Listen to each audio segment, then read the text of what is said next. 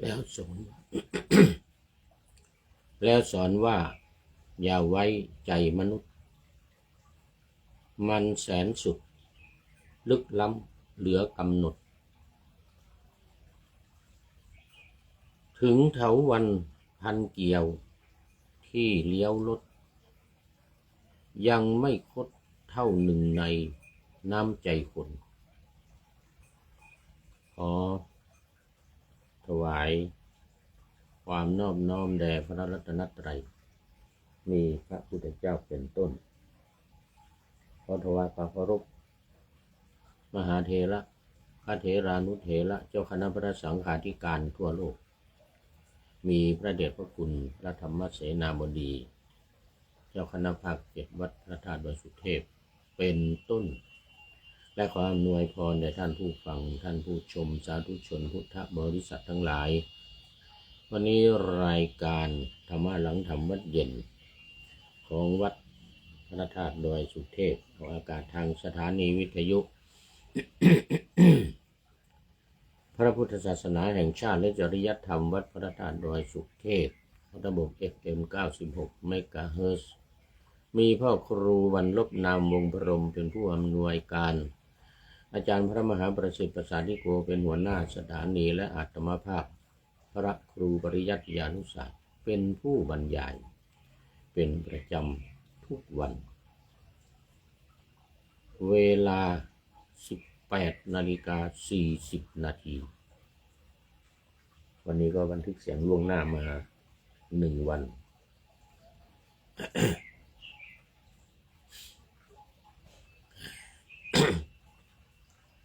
เนื่องจากว่าต้องท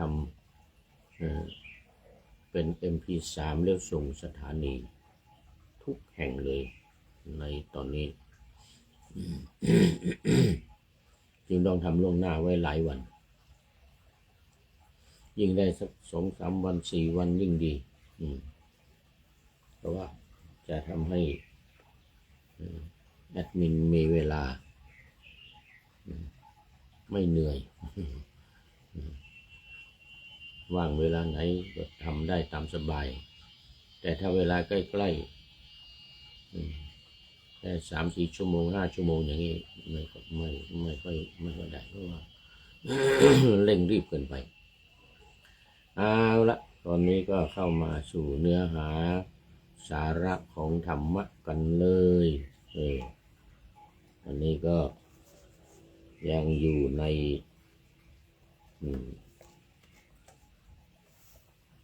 เรื่องเดิมคือการเจริญสมาธิแล้วก็ได้รู้ตามความเป็นจริงในยะที่3เมื่อวานนี้ก็มันมีประชาสัมพันธ์มาก ก็เลยได้น้อยเดียวแต่วันนี้ต้องเอาเต็มที่เลยไม่มีประชาสัมพันธ์อะไรแล้วจากขันธวารวรรคสังยุตตนิกายวันนี้พระไตรปิฎกเล่มที่19ตัวน้อยอ่านยาก เล่มที่17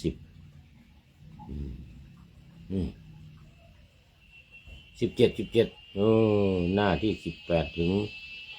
20โอ้นี่ยาวเลยนะข้อที่27ถึง29โอ้ขอต้อนรับคุณโยมฝนศรีลาโอ้โหนี่นานแล้วไม่เข้ามาวันนี้ก็เป็นอาทิกัลยาณีเป็นผู้มีความงามในเบื้องต้น ได้แก่ศีลกราบสาธุเจ้านี่โอ้จากแม่เสลียงจังหวัดแม่ฮ่องสอนไปไกลหน่อยก็เลยนานๆเข้ามาที สมัยอยู่ที่แม่แจ่มนี่โอ้มาบ่อยทุกวันมันใกล้แม่แจ่มนี่มันใกล้เนี่ยหลังดอยสุเทพนี่เอง เยื้องไปหน่อยเนี่ยเยื้องไป มทางทิศตะวันตกเฉียงใต้ทางทิศตะวันตกเฉียงใต้แต่ก่อนนี่ธุระเยื่องไปหน่อยแต่เดี๋ยวนี้ไปดูแลแม่ที่แม่เสลียงเลยทั้งลูกทั้งหลานไปอยู่แม่เสลียงก็เลยไกลไปหน่อย แต่เข้ามาแต่หัวรุ่งเลยเหมือนกันวันนี้เขาเรียกว่าไกลยังไม่ทันหูสุริโยยังไม่จับขอบฟ้าปะหน้าทำมาดกำลังเสร็จพอดีเมื่อกี้นี้เข้ามาโมทนาเนี่ยมาขณะที่พระเดชพระคุณหลวงพ่อกำลังทำแบบสมถะของเราก็เป็นวิปัสสนาสมถะก็คือหลวงพ่อทำพุทธานุสติการบริกรรมการนับและการระลึกตามตอนนี้ขอต้อนรับพระเดชพระคุณท่านพระครูธรรมธรสุริยันสันตกิตโต FC ตัวจริงมาแล้วว่างั้นนะ วันนี้กลับจากลำปางที่พักสงฆ์วัดดอยสุเทพจังหวัดลำปางอำเภอเถิน บอกว่านี่กราบนมัสการครับพระอาจารย์ FC ตัวจริงมารายงานตัวแล้วครับผม โอ้โหดีมากกำลังพูดถึงอยู่พอดีเลยนี่เป็นอาทิกัลยาโนเป็นผู้มีความงามในเบื้องต้นกำลังเริ่มรายการเสร็จปานหน้าธรรมะเสร็จกำลังจะเริ่มเข้าเนื้อหาสาระของธรรมะนึกว่าจะไม่มีใครเข้ามาแล้วจะพูดให้ผีฟัง เมื่อกี้จบไปรายการหนึ่งไม่มีใครเข้ามาเลย FC หายหมดเพราะมันเป็นช่วงรถติดเมื่อกี้นี่มันเป็นช่วงรถติดถึงตอนนี้ก็ยังเหมือนกันกับเข้าบ้านกันมาบ้างแล้วเนี่ยเอามานัยยะที่3วันนี้เจริญสมาธิจับรู้ได้ตามเป็นจริงเลยนัยยะที่3 1 2ว่าไปแล้ววันนี้นัยยะที่3เมื่อวานว่าไปได้นิดหน่อยนิมนต์เดี๋ยวตามไปเดี๋ยวตามไปท่านพระครูมาดีกาประเสริฐประสันโนภิกขุกำลังขึ้นไปทำวัดเย็นเดี๋ยวว่าจะจบรายการนี้ก็ตามไป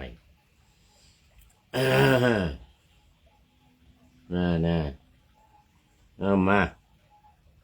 ดูเนื้อหากันเลยวันนี้ภิกษุทั้งหลายเธอทั้งหลายจงเจริญสมาธิเถิดภิกษุผู้เจริญสมาธิ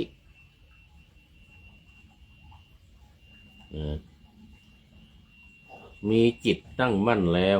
ย่อมรู้ชัดตามเป็นจริงก็ภิกษุย่อมรู้ชัดตามเป็นจริงชื่อซึ่งอะไรนี่นัยยะที่3นะคือย่อมรู้ชัดตามความเป็นจริงซึ่งความเกิดและความดับแห่งรูปนี่ก็คือขันธ์5นั่นเองรู้ความเกิดความดับของขันธ์5มีรูปเป็นต้นรูปเวทนาสัญญาสังขารวิญญาณนี่เรื่องของมัน ย่อมรู้ชัดตามความเป็นจริงซึ่งความเกิดและความดับแห่งเวทนาย่อมรู้ชัดตามความเป็นจริงซึ่งความเกิดและความดับแห่งสัญญาเห็นไหมย่อมรู้ชัดตามความเป็นจริงซึ่งความเกิดและความดับแห่งสังขารและย่อมรู้ชัดตามความเป็นจริง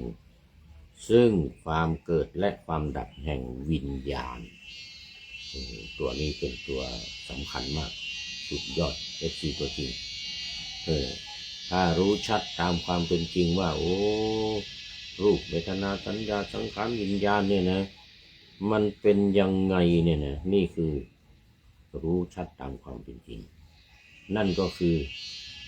การเกิดและการดับ รู้ชัดกับมันเกิดแล้วมันดับสองอย่างแค่นั้นร่างกายเราเนี่ยไม่มีอะไรนอกจากเกิดแล้วก็ดับแต่ในช่วงที่ในระหว่างที่เกิดกับดับนี่ก็มีความแปรปรวนเปลี่ยนแปลงนะเป็นธรรมดาโอ้ตอนนี้มีอาจารย์เอกจันทร์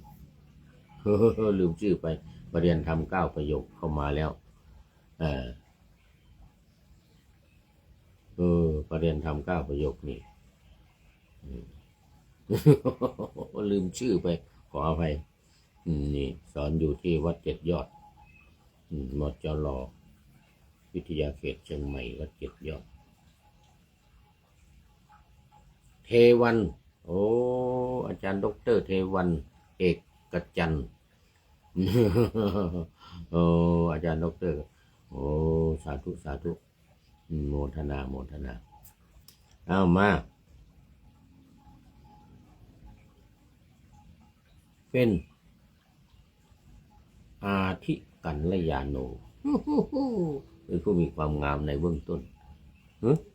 มัดเชแล้วมั้งเนี่ยโอ้ยังมัดเชกัลยาโนเป็นผู้มีความงามในท่ามกลางแล้วอาจารย์ดร.เทวันเอกจันทร์เป็นผู้มีความงามในท่ามกลางแล้วได้แก่สมาธิแสดงว่ามีสมาธิดีเอามาภิกษุทั้งหลายก็อะไรเป็นความเกิดแห่งรูปเวทนาสัญญาสังขารและวิญญาณเล่าภิกษุทั้งหลายบุคคลบางคนในกรณีนี้ย่อมเพลินเพลิดเพลินย่อมพร่ำถึงย่อมดื่มด่ำอยู่ก็บุคคลย่อมเพลิดเพลินย่อมพร่ำถึงย่อมดื่มด่ำอยู่ซึ่งอะไรเล่าย่อมเพลิดเพลินย่อมพร่ำถึงย่อมดื่มด่ำอยู่ซึ่งรูปเมื่อเขาเพลิดเพลินพร่ำถึงดื่มด่ำอยู่ซึ่งรูปความเพลิดเพลินก็เกิดขึ้นความเพลินใดในรูป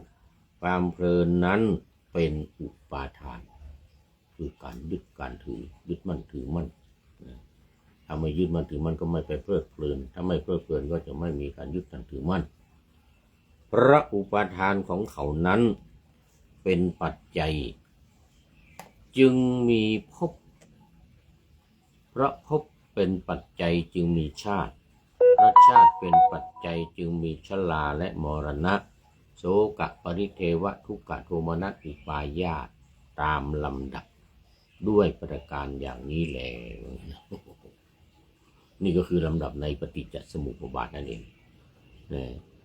เริ่มจากไหนเริ่มจากอุปาทานเริ่มจากอุปาทานไปคือการยึดมั่นถือมั่นแล้วอุปาทานนี้มันจะสืบเนื่องมาอีกมันเกิดจากตัณหาเมื่อจุละเกิดจากตัณหาแล้วก็เวทนาถอยมาแล้วก็สลายตนะผัสสะสลายตนะวิญญาณสังขารแล้วก็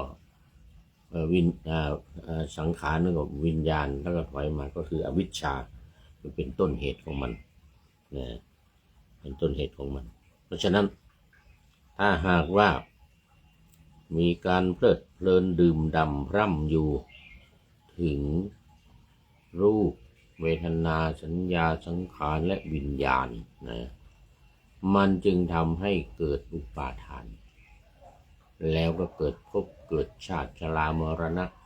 โศกเศร้าเสียใจปริเทวะคร่ำครวญหวนหานี่แหละทุกข์มีความทุกข์กายโทมนัสมีความทุกข์ใจและอุปาญาตมีความเหี่ยวแห้งใจคับแค้นใจเหี่ยวแห้งคับแค้นใจ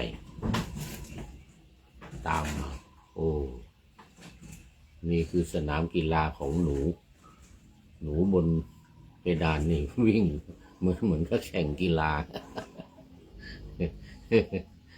เราเรียกว่าเป็นสนามกีฬาของหนูนะ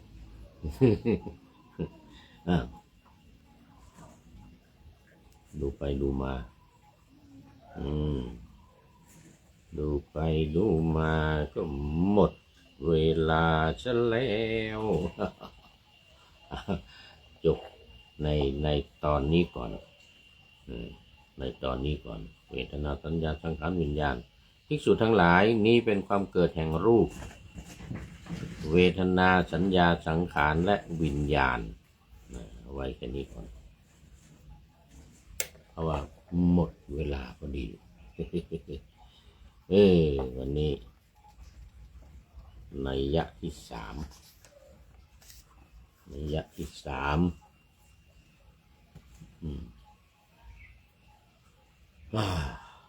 ท่านพระครู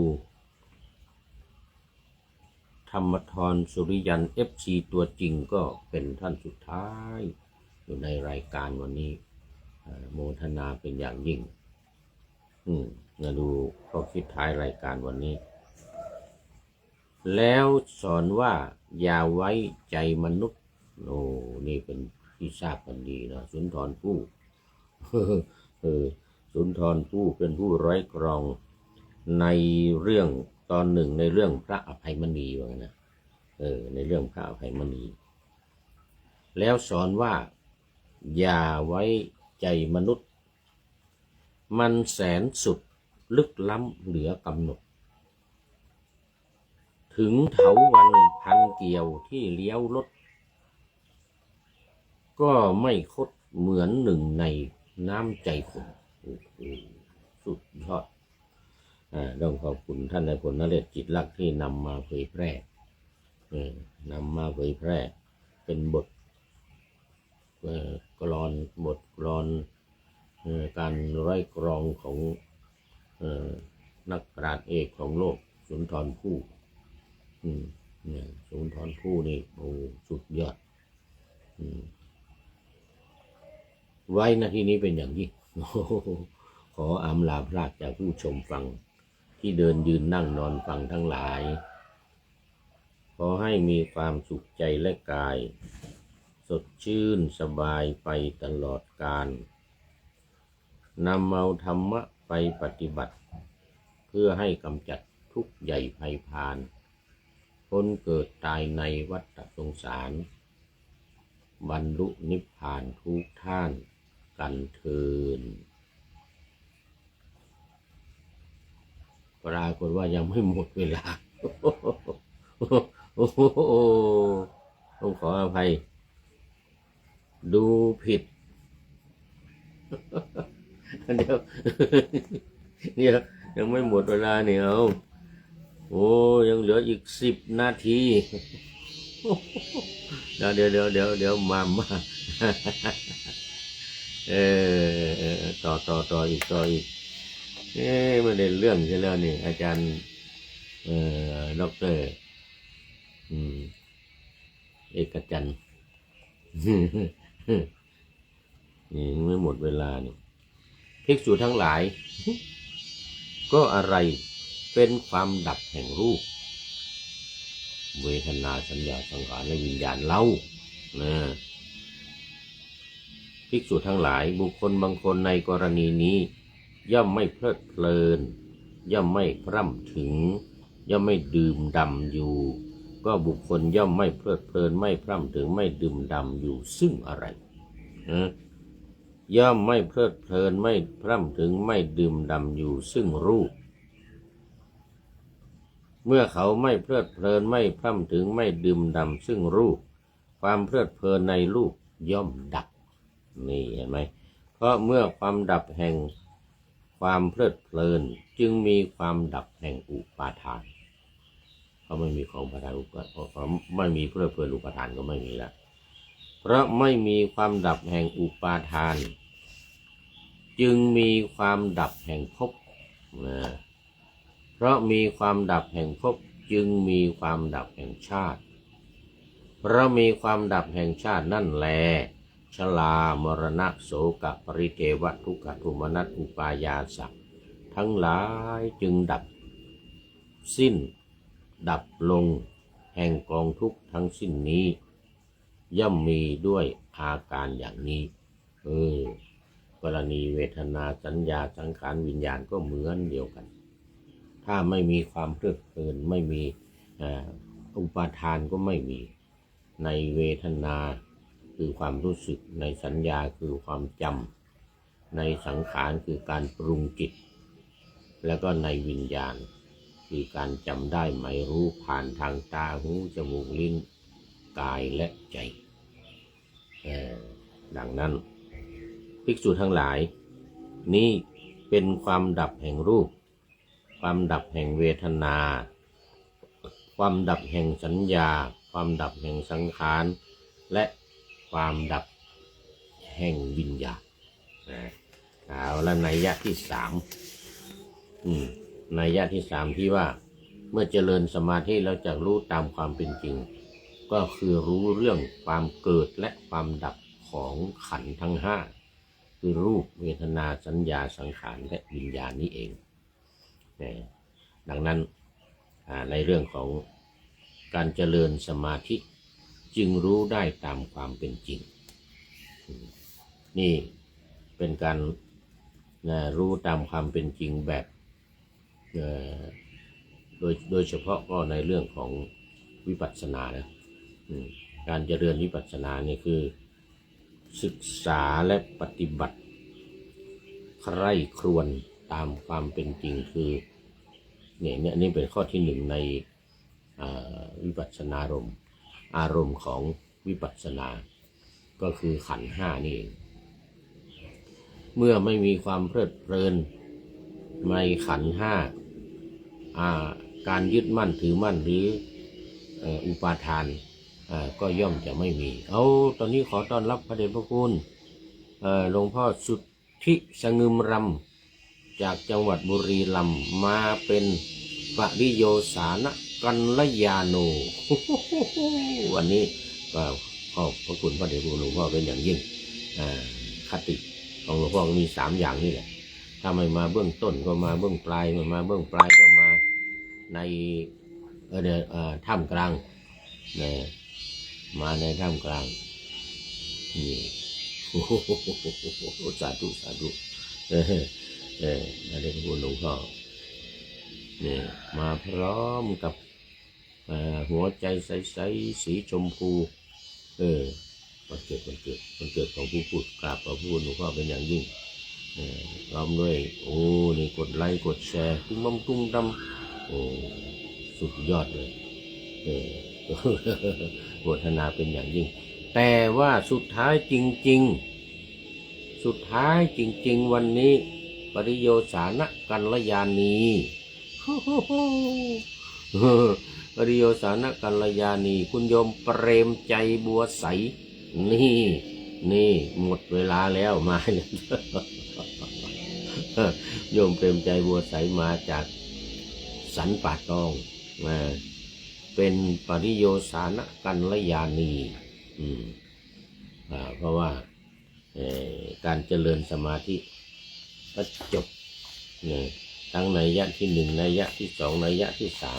3ที่ว่ารู้ได้ตามความเป็นจริงเนี่ย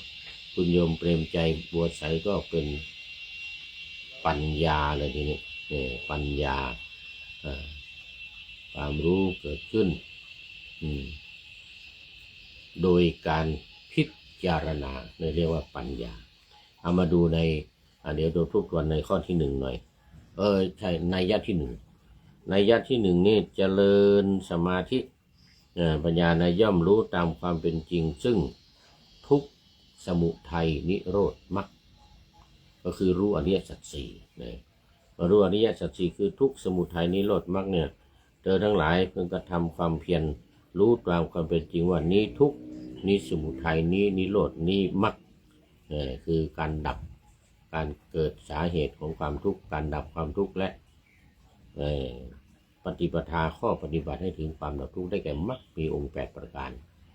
รู้อย่างนี้เรียกว่า รู้ได้ตามความเป็นจริงในยะที่หนึ่งมาดูในยะที่สองภิกษุทั้งหลายอะไรเล่าเป็นปรากฏตามความเป็นจริงคือจักษุปรากฏตามความเป็นจริงว่าไม่เที่ยงรูปปรากฏตามความเป็นจริงว่าไม่เที่ยงจักขูวิญญาณปรากฏตามความเป็นจริงว่าไม่เที่ยงจักขูสัมผัสปรากฏตามความเป็นจริงว่าไม่เที่ยงแม้สุขเวทนาทุกขเวทนาอทุกขมสุขเวทนาที่เกิดขึ้นเพราะจักษุสัมผัสเป็นปัจจัยย่อมปรากฏตามความเป็นจริงว่าไม่เที่ยงทั้งนั้นเลยเพราะฉะนั้นในข้อที่สองนี้รูปเวทนาสัญญาสังขารวิญญาณที่มีความไม่เที่ยงมาปรากฏในรูปนี่เรียกว่าในเวทนาในสัญญาในสังขารในวิญญาณอันนี้รู้ตามความเป็นจริงแบบนี้ภิกษุทั้งหลายเธอเจริญสมาธิย่อมรู้สิ่งทั้งปวงที่ปรากฏตามความเป็นจริงดังนี้แลแล้วก็วันนี้สุดท้ายในยะที่สามสิ่งที่รู้ตามความเป็นจริงวันนี้ก็คือความไม่เพลิดเพลินไม่ดื่มด่ำไม่พร่ำถึงซึ่งรูปเวทนาสัญญาสังขารวิญญาณเมื่อไม่มีความเพลิดเพลินไม่ดื่มด่ำในรูปเวทนาสัญญาสังขารวิญญาณแล้วทุกอุปาทานก็ไม่เกิดเมื่ออุปาทานไม่เกิดภพชาติชรามรณะโสกปริเทวะทุกขโทมนัสอุปาญาตก็ไม่เกิดดับอย่างสนิทนี่ก็เรียกว่ารู้ตามความเป็นจริงก็คือการเข้าสู่เป้าหมายสูงสุดคือพระนิพพานนั่นเองแล้ววันนี้หมดเวลาจริงๆคุณโยมเปรมใจบัวใสเป็นท่านสุดท้ายกับพระเดชพระคุณหลวงพ่อสุทธิสงึมรำเป็นปริโยสานะกัลยาโนและปริโยสานะกัลยาณีในวันนี้ขอบคุณ และโมทนาเป็นอย่างยิ่ง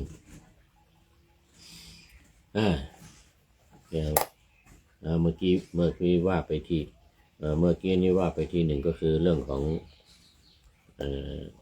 ข้อคิดท้ายรายการวันนี้ได้จากสุนทรภู่นักปราชญ์แต่งประพันธ์ของโลกแล้วก็ท่านนายพลนเรศจิตลักษณ์ได้นำมาเผยแพร่ว่าแล้วสอนว่าอย่าไว้ใจมนุษย์มันแสนสุดลึกล้ำเกินกำหนดถึงเถาวัลย์พันเกี่ยวที่เลี้ยวรถยังไม่คดเหมือนหนึ่งในน้ำใจคุณสุดยอดวันนี้โมทนากับสุนทรภู่ผู้ร้อยกรองแล้วก็ท่านนายพลนเรศจิตรักษ์ที่นำมาเผยแพร่ในวันนี้เป็นอย่างยิ่งขออำลาพรากจากผู้ชมฟังที่เดินยืนนั่งนอนฟังทั้งหลายขอให้มีความสุขใจและกายสดชื่นสบายไปตลอดกาลนำเอาธรรมะไปปฏิบัติเพื่อให้กำจัดทุกข์ใหญ่ภัยพานคนเกิดตายในวัฏสงสารบรรลุนิพพานทุกท่านกันเถิดขอเจริญพร